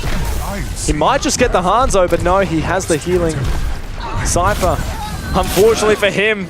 Oh no, Gumby gets a nice pick, and actually, not unfortunate for him, he is creating enough space for Ballajura. That was the thing. I mean, we saw there for Cypher. I'll let you keep calling this point. I think the fight's going. Right. Feel free. I was going to say, you saw there for Cypher, he managed to do the right thing by his team and get rid of the Mercy. Mercy wasn't able to get in there and heal the rest of her team, which means all of a sudden they have no healers. Turnbull Man was taken out nice and early in that team fight as well. And so it just left Ballajura able to clear that point and get the push. Holds on a big D.Va bomb right now. Is she going to chuck it over? No, she's just going for the dive. They do use their own Winston bubble. Orissa's used her shield, so he could use a bomb, or he could be waiting for the next Orisa shield. I'm predicting a big sneaky squid bomb right now. We'll have to wait and see. As right now, the front line pushing in, the Coalescence to back them up. But Gumby, he gets a 3K. The man is just clicking heads right now. But King gets the kicks, as does Ben Mozzie. It looks like an even fight right now. But Ben Mozzie gets taken down by Sneaky Squid. And this fight is still going right now. The bomb is going into the spawn. No, it isn't. Psych, he gets on the Widowmaker. But the point is still going right now. Shenton are contesting. And they do have spawn advantage. So this looks like Ballajura probably going to have to get it back. But they do commit the beat right now. They have the respawns coming through. Winston going onto Bullman. It's Ben Mozzie trying to do as much work as possible right now. On the point, he hasn't found any picks. Cypher getting the pick onto Merp, so they are 1-up right now. Cypher doing what he does best, creating an absolute ruckus, causing absolute chaos on the point, trying to boot them off. D.Va gets D-Mech, but the Coalescence is there for Shenton right now, trying to keep the members alive, but where are you? Not the point. You are not on the point. Ballajura too strong. I want to ask the question, why Merp flicked over to a Genji when you've got a Winston on Ballajura's team who is putting in work, yeah, for and sure. The fight is sitting around a payload. Why would you bring out a Genji? Sometimes these things happen. It's not a big deal. We're going to flip now, but Ballajura having a great way to start this match with 2 minutes and 54 seconds still left on the clock for them.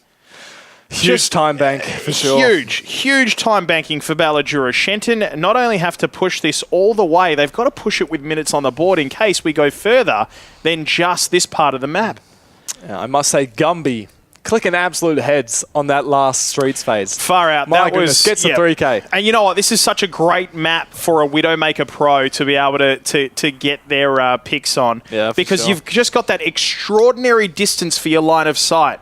You know, there's not too many places to hide once you actually get a nice line of sight going down. So, really well done there by Gumby, and he's going to pull it out again. I mean, why would you change when you went that well on the first time around? A nice grapple shot there from Gumby, really All right. showing his prowess and the Check this mechanics of out. the Widowmaker. Merp. Merp's gone the Widowmaker for Shenton looking for the attack. Not a bad thing because Merp, as we know, has incredible tracking. Really great reflexes for Merp on the attack. We've seen it on the Pharah. Will the projectile skills translate to hit scan? We'll have to wait and see. Right now he's just scouting their comp, you know, relaying the information to his team. He can see them, but they cannot see him. They are but babies in his eyes, but children. Frolicking. It looks like it's going to be a hard push here out of the blocks by Shenton with that Zarya and the Reinhardt combo. Yep, so they can't really deal with the verticality, but they do have the DPS that certainly can.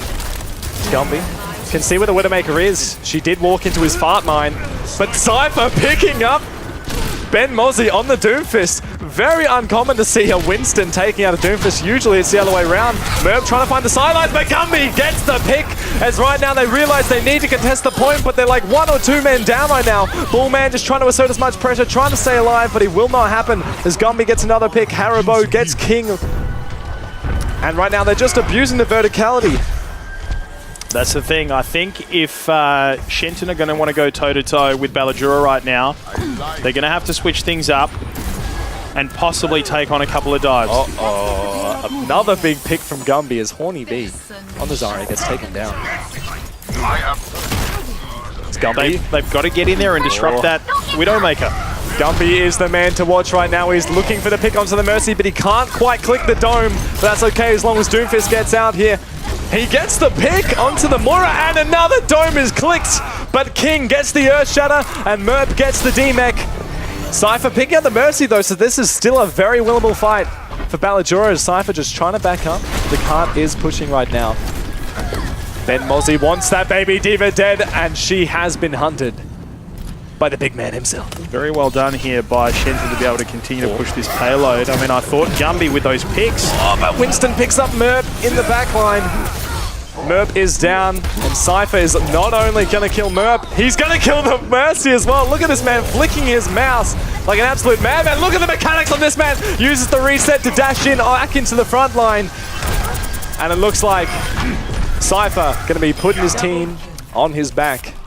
Like the big man he is. Cypher beautifully done there. No one can hide. Maybe it might be time for Shenton to try something different. Change it up a little bit. Maybe Ben Mozzie Oh, Gumby. has to flick over to a Reaper. Better Maybe. watch out, Merp. He's locked onto your heady. He knows where you are. This is gold. Just waiting. Just But the waiting. team is pushing forward right now, but meanwhile in the back line, Cypher has killed Merp on the Widowmaker as the supports bullying out Ben Mozzie on the Reaper, which is a There's that a Reaper swap, chain. yeah. Yep. It worked. It has worked in the past as Squid looking for a bomb perhaps. Now just taking the high ground because he knows that the side of Shenton can't deal with it as Lipo is being taken down by Sneaky Squid. Now he moves onto the Reaper, but you don't want me to be 1v1ing a Reaper, I can tell you that much. That is not a matchup you see you typically winning. On a Diva at least. But This is still a great hold here by Ballajura. Fogbots looks like he's overextended and Sneaky Squid accidentally used his mobility. He's going to have to bomb to remech, but no, he doesn't choose to bomb. And the Transcendence coming out here, I would say that's probably a mistake because it was only going to save a Baby Diva that was going to die after the Transcendence side away. So it looks like Shenton are finally going to be cracking the pothole, pushing forward. Oh, a big shield bash is going to be taken down Ben Mozzie. You greedy man, you have been punished. For shame. 30. Oh, a soul Earth Shatter. He says, Cypher, you've done too much work. Go take a nap. Go take a lie down. As right now, I think they're just trying to Sega on the point. Well, at least I thought so until they started backing up again. But Shenton, they're not pushing the advantage, so it's... Oh, no, Ben Mozzie, a very aggressive Reaper player. He gets the D-Mech, and that should be enough just to win the next fight. He has his ultimate as well. Let me talk about what we just saw there, All right. okay? We saw the switch for Ben Mozzie over to, from the Doomfist to the Reaper. That's where it all started to change. All of a sudden, the Reaper's able to get in there and counter Cypher properly, push him away, and also do the same on the Diva when he was going one-on-one. Well Gumba. done on the change. Gumba got the pick on Merp again, but Ben Mozzie gets the pick on Haribo, and Lipo gets the pick on the Gumby. Mercy taking matters into her own hands as she gets the frag. And it looks like Shenton is going to be taking this point as well. By the looks of it, Fogbot, trapped in a corner, naked and afraid, gets taken down. And they needed this because they only had 2 minutes. All of a sudden, they've got 3.5 minutes on the clock. Now, they are going to go down a lot further on this final part of the escort. However, they're really starting to stick it to Ballajura now, and they're bringing themselves back into this game quite well. And even better, oh, Gumby gets the pick onto Lipo on that Mercy. Oh, and gets the second dink onto Bullman. Can he get a third? He's smelling heads right now. No one can hide. He sees him. Oh, a huge grapple shot. The man gets 3. Woo! Wow. Gumby. The man is good at Widowmaker. Is there any more to say? We saw that, Gumby. That's not too much of that, thank you very much. That's nasty. Gumby asserting his presence on the map and going, Ballajura, I'm going to take it from here. That certainly was a stabilizing fight if I've ever seen one. Merp used the blade. No, he just swapped off onto the Genji to try and deal with Gumby's Widowmaker, which makes complete sense. Ben Mozzie has the ultimate, but Transcendence will negate it completely. Is the Diva Bomb coming through? Will he be able to get the picks? No. A good Reinhardt shield will come through, but the Graviton Surge, he gets 3. Will they have the damage to follow up? It looks like it. King swinging away, Ben Mozzie shooting away, and Gumby has finally swapped off. Yes, okay. Doing the right thing here because I think Gumby's realised that they're onto him. But the point is still moving forward, and it looks like they're going to be body blocking the spawn, but a nice shield bash, a pin, doesn't quite connect. Only 8 meters left, like you said, an Earth Shatter comes through. I don't know if it was big, but it potentially was, but the Dragon Blade comes down from Merp. The Diva has been demeched. The payload keeps on moving. It looks like it's just Gumby on the point, but he will get shield bashed down. And there it is. Gumby, you might be getting 3 Ks. We are going to a 3rd and 4th round. Oh my goodness. How much time do they have in the bank? 1 minute and 47. So about a minute less than the opposition, but is extraordinary. This is extraordinary between these two teams. We may be seeing a preview of the grand final right now. Woo! Far out. Okay, what did we just witness there? Obviously, it was Shenton having a bit of difficulty against Ballajura. Cypher really getting himself involved when it came from the Winston, and then Gumby doing a great job of backing that up with the Widowmaker as well. And then we saw the changes. Ben Mozzie, out goes the Doomfist, in comes the Reaper. Now we've got a counter for Cypher. So then they started diving Gumby. As soon as you take those two out of the match, all of a sudden you've got a chance, and then it was a nice solid push right through until the end. Yep. Turnbull man just saying a nice hello to his mum there as well, which is beautiful to see. You got to respect your parents. Of course, Remember that. You wouldn't be here without them. All right, we're switching back over again, and it's going to be Shenton on the attack push here. Ballajura looking for the defense. Now, first point is where Shenton struggled on the offense. Even when they had the Reaper, they were struggling for the first few pushes with him. As the verticality, they really do struggle. It's very problematic for this first point. Gumby looking for the sideline, but just shooting a bubble. So a nice clean 20 energy for Horny B on that Zarya. It looks like they're pushing through the stairs onto the high ground, trying to pressure out Gumby. They force his grapple, but Zenyatta still sitting on the left. Looks like Ben Mozzie trying to take things into his own hands, and that is Zenyatta falling, and Shenton are getting many picks in the backline as well. King getting the pick onto the Diva, with the res coming out. It looks like it's pretty much even right now. Cypher going to have to get out of here. But no, it looks like he's going into the backline as well. It is the battle of the Brigaders right now. But Bullman has the HP advantage and will be taking down Fogbodge. An unfortunate set of circumstances there for Ballajura when it came to their 2 healers very early on in that point. Gumby gets a fart gas onto Lipo. He is down. Being separated from the rest of the team, and then they took the advantage from there. Well, they still have the high ground, so they can just rotate tanks onto point, but Ben Mozzie pushing forward. He doesn't have the shift, so he does get punished by the Diva. Merp on the Genji, trying to do as much damage in the backline, but he doesn't have a dash to get away. Ballajura really taking the fight to Shenton right now, despite being on the defense. As Cypher pushing forward, just what he does best, to be fair. The charge coming through, but he just charges the pole.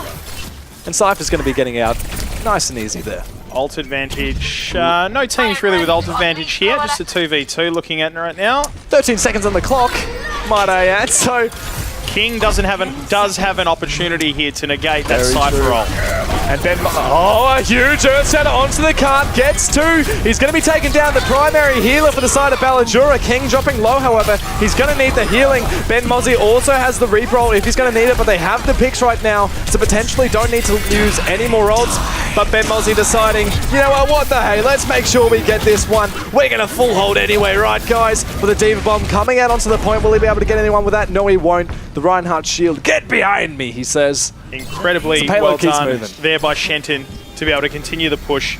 Great use of economy on the ults. Yeah. The Earth Shatter was perfectly done, and then obviously they were able to get rid of that Winston ult and negate that nicely as well. And we have seen that Cypher has now switched over as well. He's no longer Winston. We're seeing a Reinhardt on the defensive part of this map. And Gumby back on the Tracer. We haven't seen this Tracer much so far. The front line right now just going toe-to-toe. But Ben Mozzie gets the pick onto Fogbodge, and that is going to make the front line for Ballajura a lot weaker. The Mercy ult is coming in, but the Graviton Surge comes through. Do they have the damage? The Transcendence has been forced. Gumby gets the pick onto the Mercy of Shenton College, and Merp pulls out the Deadeye. Will he be able to get any kills? No, he does damage the shield. I don't believe they have a shield for Ballajura right now, but Haribo gets taken out again by Ben Mozzie. Ben Mozzie truly has the Zenyatta's number as the payload just keeps moving forward. The armor coming through. Sneaky Squid, good luck getting that 5k. It's not going to happen. They just muscle it on through. It's all Ben Mozzie. It is. Ben Mozzie is the difference for this team right now. I know Merp's on fire, but Ben Mozzie is the one that's getting in there and providing the DPS and really disrupting Ballajura on their defense. Cypher gonna have to go big with this Shadow right now. This is his chance. No ultimates ready. No ultimates truly really building, ready for the next fight for the side of Shenton. So all eyes on Cypher right now. Oh, the big brain, Ben Mozzie Reaper. He predicts Gumby's positioning. He's seen it too much. He's had enough. Back on the high ground. Looking. He's got an opportunity now if he wants to sneak in and take out Haribo. Oh no, Haribo now. He's sitting too far back. He's scared. He's been taken down too many times. Ben Mozzie just taking the high ground. The payload's still moving forward. The Brick Stun coming through. The Shatter unfortunately missing. Everything. They don't have. It looks like Valko almost has the Coalescence. They're going to need it, but a huge Shatter coming down. Looks like the Reaper to follow. Gumby manages to get two frags, one on the Mercy. This fight absolutely chaotic, but Ben Mozzie is still alive. He has been the difference maker, like you said. He picks up one. Can he get a second? Point still going strong. Horny B almost has the Graviton Surge. Just going to be grabbing the point. Can't get to the payload if you grab your own spawn. As they get it all the way through in overtime, the payload does not stop moving. So, Shenton take that in round 3. We will be going to round 4. Now, as I mentioned before, obviously Ballajura had an incredible push in round 1, which means that they've got a lot more time on the clock to start with than Shenton did, and they did it quite well. We may just be seeing a couple of teams who are a lot better attackers than they are defensive playing teams. So we could be in for another ripper here with 2 minutes and 54 seconds back on the clock. Yeah, we could be going to a 7th round. I tell you what though, if Ballajura is going to seriously take on this, they've got to do something about Ben Mozzie. Ever since the change went from Doomfist to Reaper, that is when things really changed and turned around for Shenton. Ben Mozzie is so heavily involved that they are virtually playing around his DPS right now. Yep. We're seeing what could be potentially, I was going to say a pirate ship, but not just yet. No, we are. We may very well see a pirate ship on this run from Ballajura. Swapping it up. Yep. And I think they have to. They aren't getting the picks on Shenton. They've got to try something, and this might be it. Yeah, Cypher likes to have as much space as possible on the front line, but Ben Mozzie has just not been giving it to him. The only thing is okay, Ben Mozzie is flicked over from Reaper to the Junkrat. This is going to be an absolute shocker for Ballajura if they can't negate the Junkrat. I don't think they're going to have enough shield sustain to be able to keep Gumby alive on the point. Neither because do I. of the Junkrat DPS along with Merp. Look, the shield's already at half. You're going to have to recharge it. But it doesn't look like Shenton are going to be pushing up here. Okay. So, oh, maybe. Are they about to drop down? Yes, they are. This is their opportunity. The Bastion's still going to work, but Ben Mozzie says, no, get off that payload, young man. It's Reinhardt charging forward. Doesn't quite get the pick. And he's going to get picked himself. So there goes King, there goes Fogbodge. And it looks like Ballajura going to have to back off as their primary DPS, Gumby, is taken down. And he's back on his old comfortable pick, which is the Widowmaker, and he gets 2! He gets 2! The Mercy and Merp on the McCree, and that is going to be their go to push on forward. We expect the Widowmaker to be taking a good hard look at Ben Mozzie. Shenton, you can't be pushing forward right now. You're 2 down.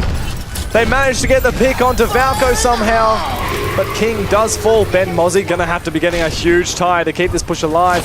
He's struggling to get down right now. He does force the shift, but he gets... got the one. He gets the one. He gets Fogbodge, but another pick from Gumby. Merp gets taken down for a second time, as does the Zarya. And this payload is going to keep moving forward for Ballajura off the back of Merp on those picks at the very start. And Earthshatter coming through. Somehow doesn't pick up Haribo, so he will be able to heal up his team. The payload going to keep moving forward as they have the sustain. The Valkyrie is unfortunately wasted for the side of Shenton. That is a big loss. Lipo. Ult advantage to Ballajura right now. They have 4 in the bag and about to have 5 and only halfway for their Brigitte as well. And well down on ults for another defensive push by Shenton. But we saw on that it was all Gumby. It was all who, sorry? Gumby. Gumby, Did I say Gumby? I think you said Gumby. Oh, Gumby pulling out all the stops here on attack for Ballajura. You are incredible. Oh my goodness. The payload just keeps moving forward. It's not being contested yet, to be fair.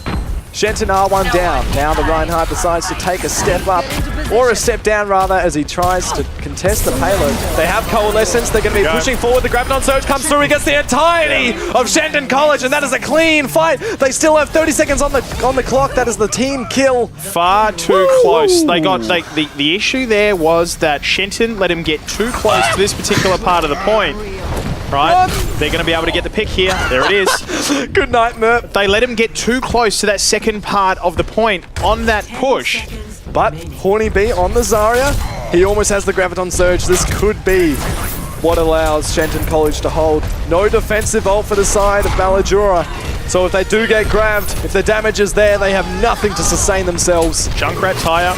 Oh, Gumby is back at it again. Wow. Horny B looking for the Graviton Surge. He gets it, but at the same time, the Shatter comes through, but it doesn't matter. Their damage is there for Shenton College. Overtime is ticking down, and they have no respawns, no members available, and there it is. The Graviton Surge, as I predicted, they had the damage, and that is it. Shenton College, Overwatch Team 2, remains undefeated. King gets the play. Good to see it's not Merp again. You know, 3 is enough.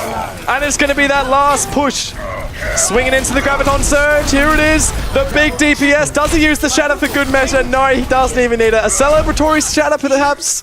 No. The man has too much respect. Woo! Let's King's just see. 8 minutes objective time. Gumby, 51 eliminations, 57% kill participation. Also very notable. Look at Gumby. I mean, I know they lost, but Gumby, hold your head up high, mate, because 51 kills in that match as a Widowmaker. Gumby virtually did not switch over, aside from that little opportunity there where he decided to go the Bastion. Which didn't go too well. And then, you know, the pushback, which that's the ebbs and flows of this game. You have to be able to adapt. Far out. That was an incredible match to witness, to say the least. The closest match we've ever seen. Well done to both those teams on that map, regardless of whether you won or lost. That was just incredible to see. Now, just quickly, first and foremost, a big congratulations to Shenton, because a double header, they were up against it today against 2 very, very good teams. PSKD have only dropped 1 match for the season, same with Ballajura, and they managed to still maintain their undefeated record. So well done, Shenton. The Titans reign supreme. Okay, so we got to move on, all right? That'll be it for matches here today for our feature match of the week on twitch.tv/Flaktest. But before we do, we said we have a little bit of information up our sleeve. Now, we received a package during the week at Flaktest Gaming HQ. And once we opened that package, we were treated to a little video, right? Now, this is a video that was fully encrypted, so we've been decrypting it over the past few days. The first decryption before our system just shut down and said, nah, we need more time, is on facebook.com/FlaktestGaming. But we've just received word that we've decrypted a little bit more. Have a look. The Flaktest Season 2018 Regional League Grand Finals will be held at 1 on July 14th. So, the Flaktest Season Regional League Grand Finals will be held at... Where? Come on! Where? On July 14th. Okay, so we do know that we have a Grand Finals announcement. We do know it's going to be held somewhere, so it's going to be a live event. Yeah. Possibly in front of a crowd of people. It's going to be July 14th. We just don't know where. Mark it down, boys. Mark it down. I can't even think off the top of my head where the Regional League Grand Finals could be held. I've been, we've got, over this weekend, Supernova's in town, but obviously that's this weekend. I know there's a crowd there, but it's obviously not going to be today because we've got 2 more rounds to play yet. Far out. I hear that Melbourne's the proximity of the hub of esports right now. That's what I hear. Possibly. Who knows? I can tell you this, right? Considering that we decrypted as much as we did over the past couple of days, tomorrow, the Flaktest Weekly Patch, our weekly TV show, which you see here at 10 a.m. Australian Western Standard Time on twitch.tv/Flaktest, on YouTube, on Facebook. By then, we should have the rest of the message decrypted. Okay? Meaning that we will hopefully know exactly where the Regional League Grand Final is going to be taking place. Spicy. Very spicy, all right? So make sure you are right here, twitch.tv/Flaktest, or on YouTube for Flaktest Gaming, or on Facebook.com/Flaktest Gaming, and making sure you're watching tomorrow at 10 a.m. Australian Western Standard Time. That is midday for you in the East Coast and somewhere in between for everybody else. Make sure you're watching because you're going to get the full story of that fully decrypted message. The Grand Finals are on their way. We've also had a couple of big announcements from sponsors that we haven't put out yet, right? About the prizes that are going to be won by the MVPs. Oh! Yeah, the MVPs of each of the matches that we play at the Grand Finals Hey, as Merp, well. how you doing? And I can tell you right now, they are good. They are good prizes, okay? Blizzard's been in touch. AOC Monitors has been in touch. Yeah, I don't know. Just a little bit of tease there. Yeah. All right, guys. Thank you so much for watching. Don't forget to follow us and subscribe across all channels, and we will catch you next week for more action at midday Australian Western Standard Time right here on twitch.tv/Flaktest. Have a good one. It's been fun, guys. Welcome back, and that does bring us to the end of the episode for the week, Pete. Yeah, thankfully for you, eh? Oh, mate, I'm ready to go have a sleep. Hey, we've got so much to cover off just before we go. Don't forget to follow and subscribe to all of our different channels on Facebook, right here on Twitch if you haven't done so yet, on YouTube, because as we mentioned in our news piece, we've got a heap of giveaways coming up when we have our live grand finals taking place at RF Land 61 on July 14. 2 of which in particular, 2 brand new AOC monitors. One that the crowd there on the day, somebody will win, and one, those of you watching at home for the grand finals, will win as well. Could be you. The other thing is Hearthstone 1v1, our free-to-play community tournament, the second for the season, is done now.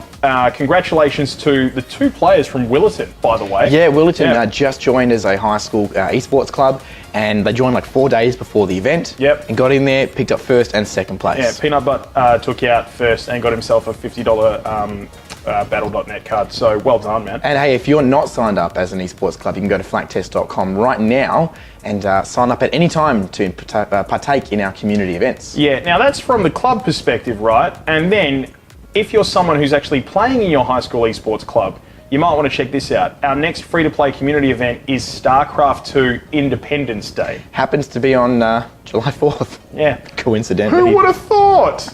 What a great idea for an Independence Day type game day. Yeah, it was an independent idea too. Yeah. Hey, so make sure you go to the Play portal, right? So here's how it works. You register at flaktest.com/season 2018 as a high school esports club. Once you've registered as a club, all your forms are filled out and done, then you'll be given access to the Flaktest Play portal, and that's where you register for the community events and everything else that we've got going. All right, mate. I think that's it. Can I go? Can I go now? Yes, you can go now. Have a fantastic weekend, and we'll catch you next week on the Flaktest Weekly Patch. See you then.